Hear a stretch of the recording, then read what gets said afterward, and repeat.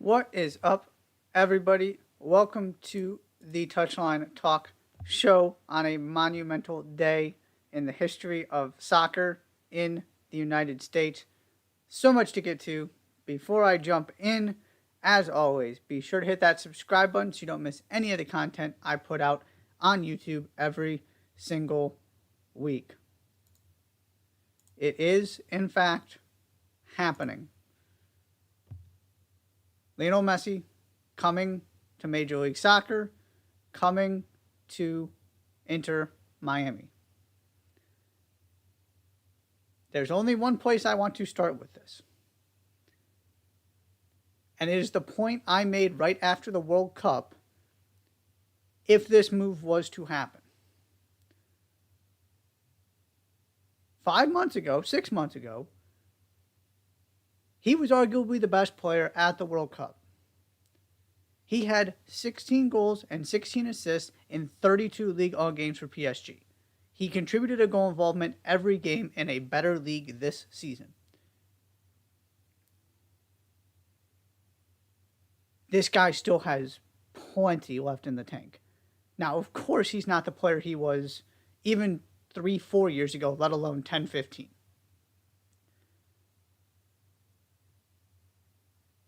But this is different than the Ronaldo situation.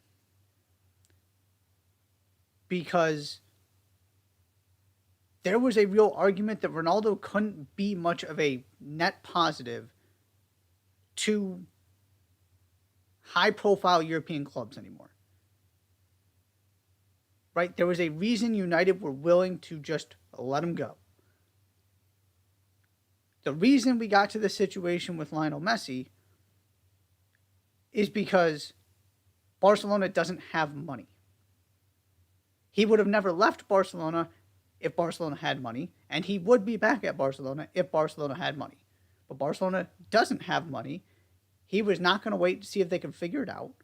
And he also didn't want to carry the burden of being the reason why that club had to cut costs all over the place to try and pay him. And so he ends up at Inter Miami. This is not about Messi didn't have anything left to give in Europe. And one of the quotes that I saw coming out of, I believe it was his kind of video announcement or whatever, explaining his decision, was that he did not want to play for another European club other than Barcelona. It was Barcelona or nothing. That is a very different conversation than the one we were having with Ronaldo when he went to Saudi Arabia. This guy is going to be really, really good in MLS. Because he was really, really good in Ligue 1, and he was really, really good at the World Cup. We just saw what he still can do. The second part of this. On the flip side, there are going to be a lot of people now paying closer attention to MLS because Messi is here. And I am putting out this public service announcement now. This league is not what you think of MLS. This league is legitimately good. Here are some of the players on teams near the bottom of the table. Outside of Messi, who obviously has nothing to do with Inter Miami's struggles this season. European champions Lorenzo Insigne and Federico Bernardeschi. Evander, one of the highest profile guys. Portland Timbers got him. He had interest from all over the place. They're not doing so hot. Chicharito and Ricky Puig at the LA Galaxy. Jordan Shaqiri, Chicago Fire. You can keep going with guys like Alan Pulido at Sporting Kansas City. Basically, every team outside the Colorado Rapids has some kind of big name of all of those teams who are off to bad starts. And they are some of the most expensive, highest profile players in this league. The teams that are doing really well, that are really good, don't have the players the casual soccer fan is going to recognize, right? We're talking about Luciano Acosta, Brandon Vasquez at Cincinnati. We're talking about Gazdag, Carranza, Ura at the Union. Even a guy like Denny Bouanga, one of the best players in MLS, not somebody you would necessarily know as a casual soccer fan. And I feel like that applies to most of LAFC's team outside of Chiellini and maybe Carlos Vela. But they're obviously some of the best. I mean, they're a phenomenal team. They're some of the best players in the league. Hani Mukhtar, same thing, right? Lower profile guy. I still believe he's the best player in the league. But the stars are not on the really good teams. And so every time somebody comes over, it seems like we have this conversation of they're just going to wreck the league. Now, Messi's on a different level, so it's going to be interesting to see how that part of this plays out and just how much damage he can do. But then these guys get over here, and you get the comments like Gonzalo Higuain saying, I thought I could just basically come and hang out. This league's a lot better than I thought. And I also saw Lorenzo Insigne said something similar recently.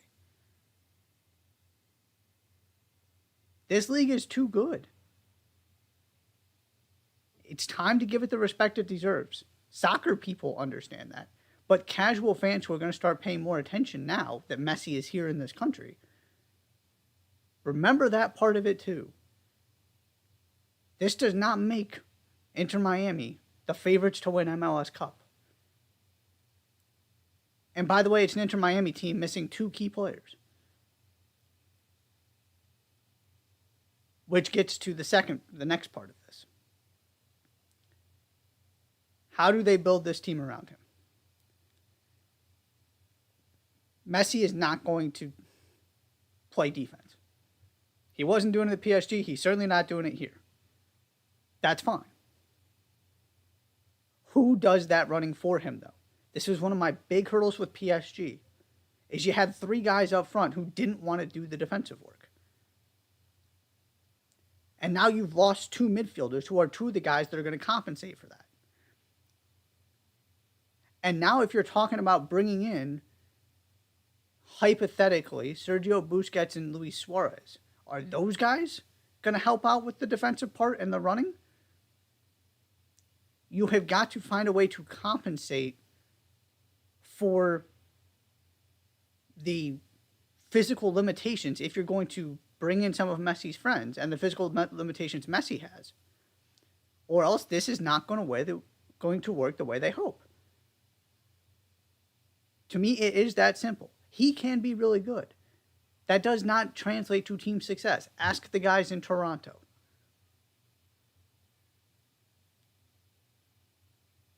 This sport involves too much to just be about one player and one part of the game.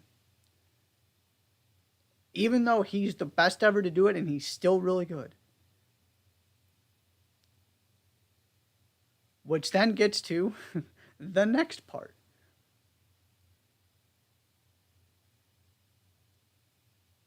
There is a manager out there in an incredible stroke of fortune who has worked with Messi, built an MLS Cup champion from scratch, and loves this league. That is Tata Martino. Oh, and by the way, obviously native Spanish speaker too. If it couldn't get any better for Inter Miami, you've got that going for you too. This is screaming for Tata Martino. And I don't know exactly what his relationship with Messi is like. I saw some reports that it was fine. They were cool, not super tight. That's okay. Because if I'm Inter Miami, I want somebody in there who knows this league. For the reason I was just talking about. Tata Martino figured out how to actually build a great team, not collect a bunch of great players. Because there is a huge difference. Again, ask Toronto.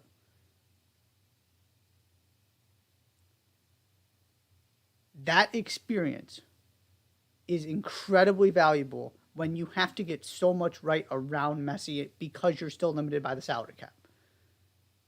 because you can't just go pick whoever you want for every position. You need to find value, and there is an incredible value, as LAFC learned, as Atlanta learned, as Austin learned, in getting guys who know this league and who have done this before and who are used to the flights and all of that stuff. Inter Miami hasn't gotten very many of those guys.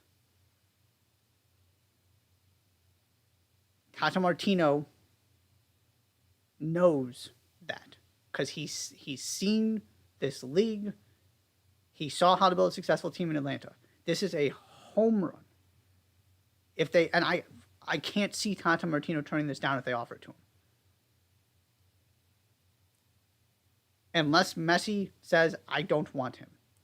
In which case, you have to just appease Messi, even though, to me, I want the person with the ultimate leverage being somebody who knows this league. Messi can come in here and say he knows exactly what he wants.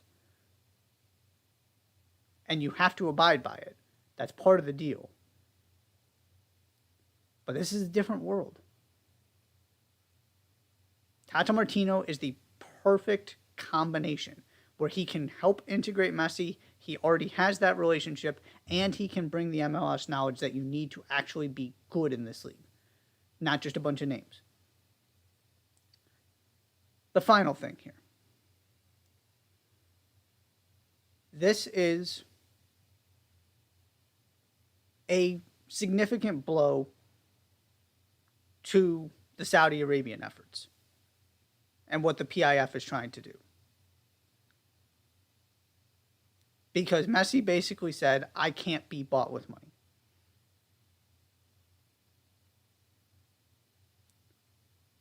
That is huge.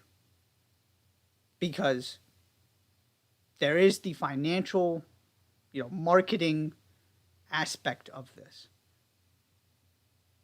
This is what MLS was banking on with that Apple deal. It wasn't MLS fans, because you're going to lose some of them because they're not going to pay you that money. What they were banking on is the global appeal. The fact that it is now much easier to get access to this around the world. And the idea that you get Messi, and all of a sudden, you're already looking at the ticket prices for games he's not even going to play in, are getting, quadrupled. And think about the thousands of people in Argentina who are going to buy MLS Season Pass now to watch him. All of that is coming to the U.S. rather than Saudi Arabia. Saudi Arabia can go buy any other player. They do not have the marketing appeal of Messi at this point in his career coming off of a World Cup. They just don't. This is one of one, obviously.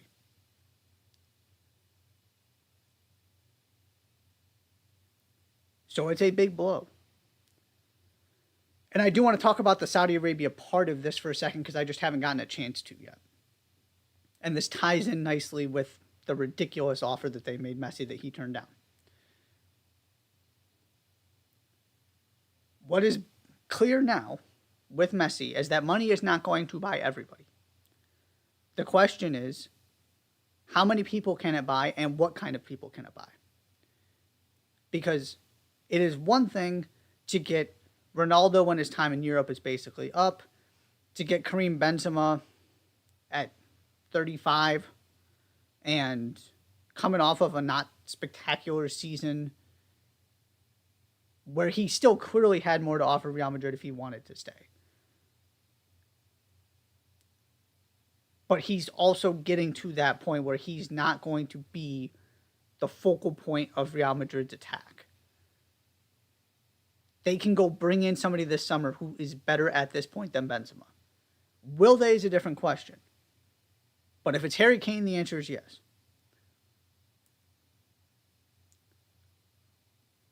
What is going to be really interesting and is already starting to happen is whether you can get the guys who still have Champions League caliber seasons left and they aren't at that point where they're making one more move for the end of their career. And it appears N'Golo Kante is going to be the first one to go from that group.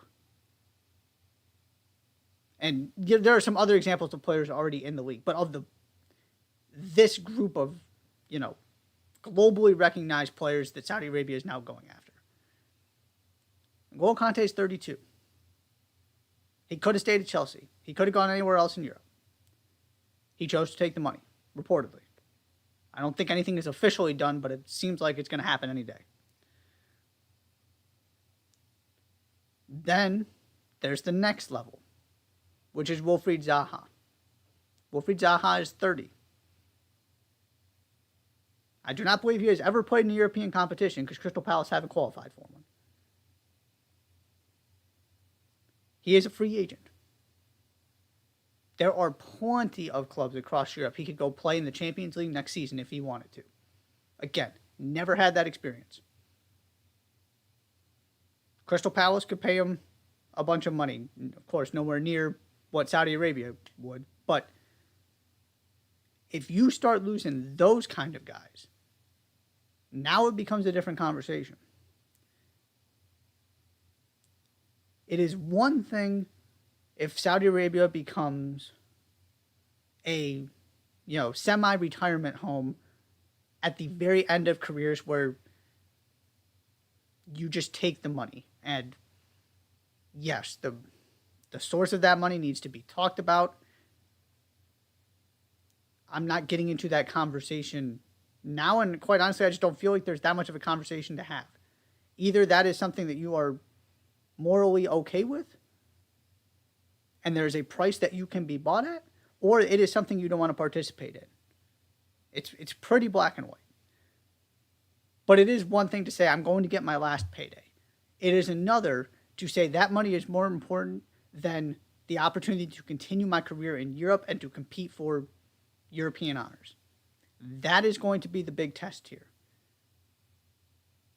Does the Saudi Arabian League start winning those kind of battles? Because you're already hearing about this next, David De Gea, Son Heung-min. There was another name I saw today that's getting floated around. If there's these other players they are already trying to interest, who are at the top level right now. That is where we're going to really figure out how much sway this league has.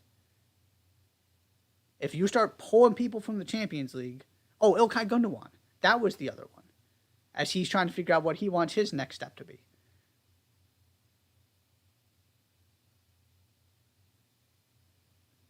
Barcelona want him,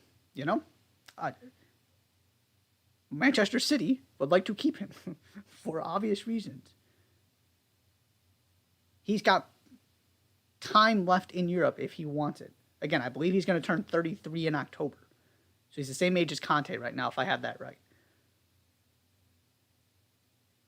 Those guys have good years in Europe left. It's the same test with the Live Golf of, okay, you're going to get some guys in special situations, Phil Mickelson, etc.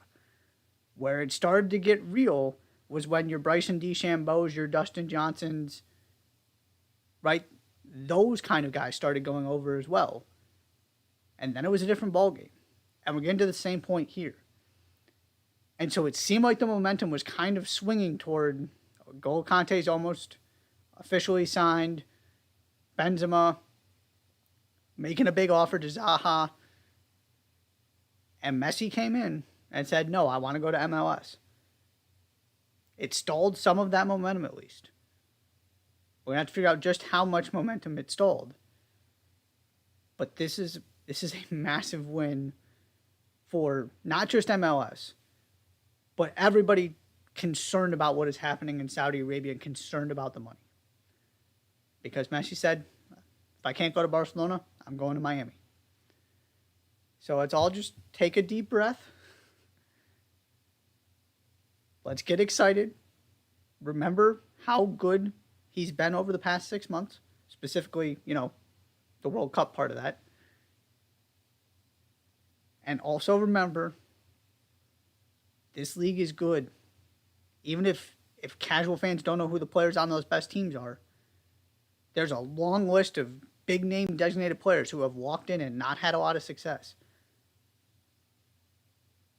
I'm not worried about that for Messi. I am confident Messi is going to be really good. But one really good player doesn't get you where you need to be to actually have a chance of winning this league and winning trophies. And Inter Miami's track record has not suggested this is a team that knows how to build a successful squad. Because it's been a lot of swings and misses and a lot of inconsistency. Tata Martino is the kind of guy that can change that if he ends up being manager. But there are a lot of steps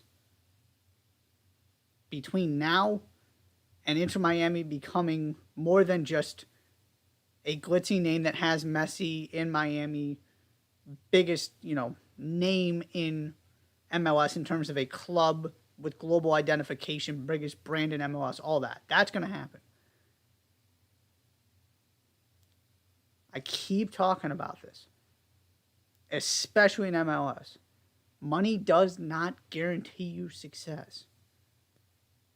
You have to be smart and actually build a really good, complete team that complements each other and covers up the weaknesses that come with Messi and accentuate his, all of the gifts he has.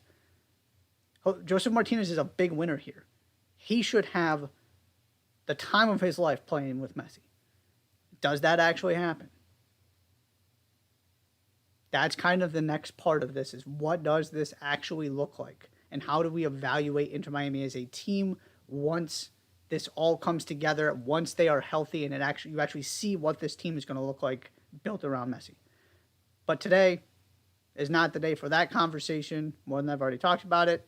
It is a day to celebrate this historic moment in Major League Soccer. Welcome Lionel Messi to MLS. Second big development of the week, Spurs have their manager, taking Ange Postecoglou from Celtic. The more I think about this, the more I read about this, the bigger a fan of this hire I became.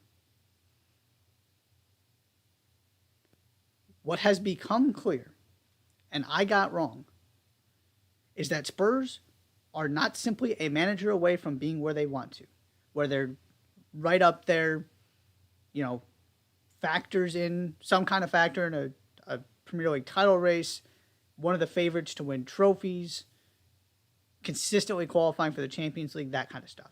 I really thought when Antonio Conte came in that was what Conte was going to be able to do.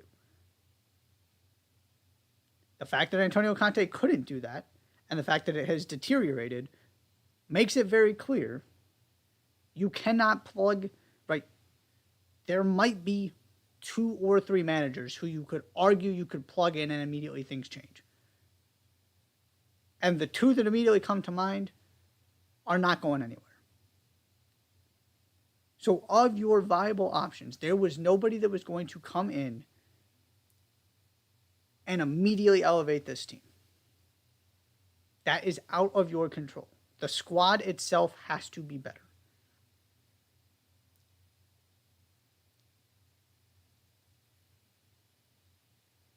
What you can do is you can influence the vibes and culture around the club. Because that's been a big problem too. Spurs fans, not particularly happy, and for good reason. That is what Ange Postecoglou does. That is what he just did at Celtic. In the span of, a year and a half? And that is why I love this so much. You can't get to where there's a long list of things that have to happen for Spurs to get to be where they want to. But you can start rebuilding your relationship with your fan base. You can get somebody in there who players love, fans love, who unifies a club instead of Antonio Conte sitting there ripping his players to shreds and ripping the board to shreds. and Jose Mourinho saying the only club he doesn't feel an emotional attachment to he's ever managed is Spurs. Right? Those are your last two choices in terms of permanent hires. Postecoglou is the exact opposite. He has charisma. He gets you to believe. He motivates and inspires instead of denigrates. That in itself is incredibly valuable for Spurs right now. Because they need some good vibes. And then there's the mental part of this. That I felt like if anybody could change the culture and the mentality of the players, it was Conte. Again, I was wrong on that. But the other way to do it is what Postecoglou does. Where he just instills so much confidence in you that you begin to believe it. Maybe it works, maybe it doesn't. But it's at least a logical effort to take. A logical thought process to say, this might be what we need to kind of get out of this mental funk we've been in. Then there's the actual style of play stuff. Of course, everybody knows about Daniel Levy talking about Spurs DNA. And, I forgot about Nuno in between Jose Mourinho and he was only there for 10 games or whatever it was. So my apologies. So Nuno's in there too. And then proceeded, right after Mourinho, proceeded to hire Nuno and Antonio Conte. None of this has backed up anything about Spurs DNA. And Postecoglou is the kind of manager Levy was talking about when he said that.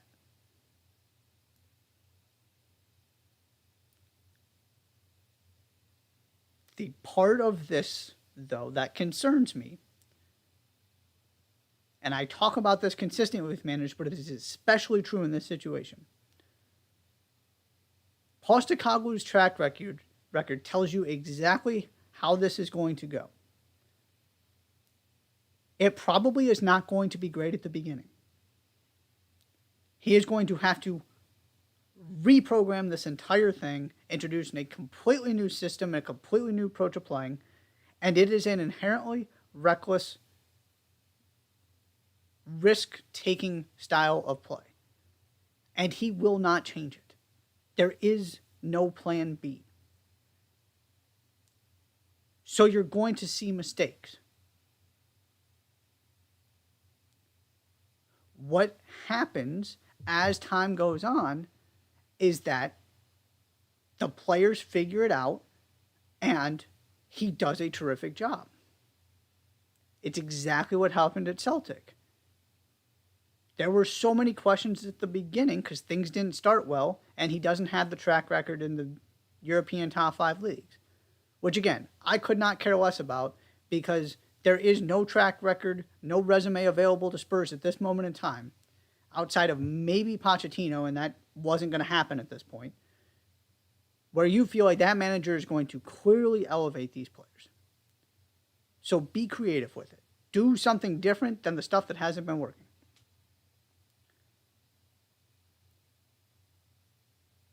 But if you are going to consider firing your manager halfway through next season because results aren't significantly better, you should not have hired Ange Postecoglou in the first place.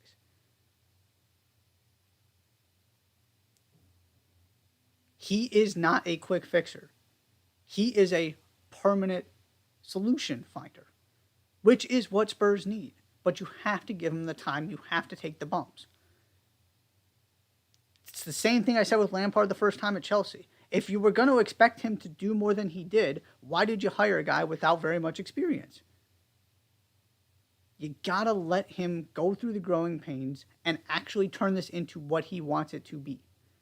And then if it's not working, then you have that conversation. But everywhere he's been,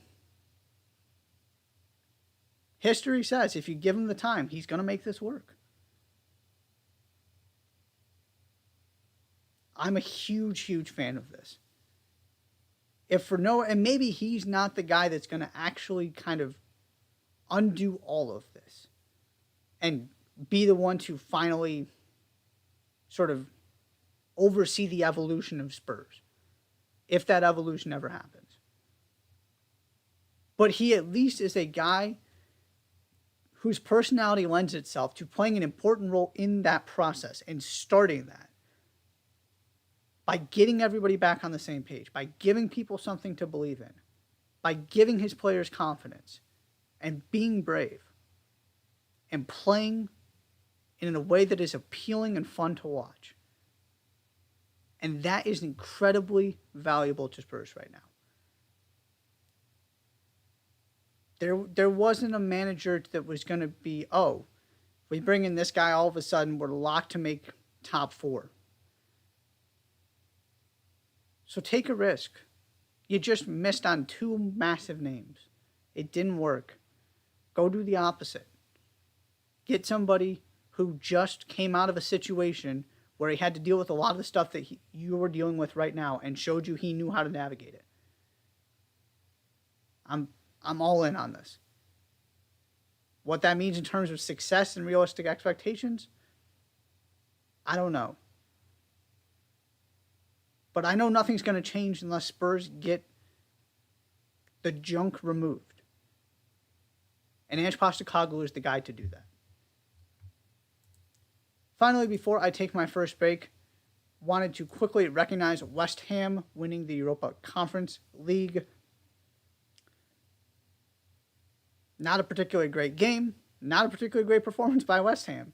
They get a penalty, convert it, immediately concede, and Jared Bowen, still underrated, excellent player, scores in the 90th minute to give them the 2-1 win over Fiorentina.